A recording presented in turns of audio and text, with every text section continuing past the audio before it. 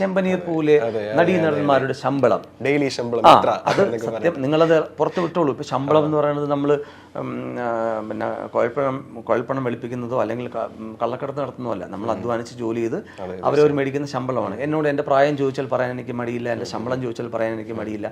അപ്പോൾ ഇതൊന്ന് ചോദിച്ച് മനസ്സിലാക്കിയിട്ട് നിങ്ങൾ വീഡിയോ ചെയ്താൽ കുഴപ്പമില്ല.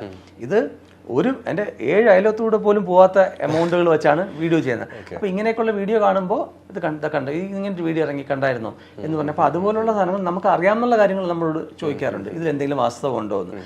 അല്ലാതെ മറ്റു റൂമേഴ്സും മറ്റു കാര്യങ്ങൾക്കൊന്നും പുറകെ പോകുന്ന ഒരാളല്ല ആ വൈഫ്. ഓക്കെ, സുധിയും ആനന്ദും തമ്മിലുള്ള വ്യത്യാസങ്ങൾ, സുധിയും അല്ലെങ്കിൽ എന്തെങ്കിലും സിമിലാരിറ്റി ഉണ്ടോ അത് പറയാനായിരിക്കും കുറച്ചുകൂടി. സിമിലാരിറ്റി ഞാൻ സത്യത്തിൽ എനിക്ക് തോന്നുന്നു 10-600 എപ്പിസോഡ് ആവുന്നു.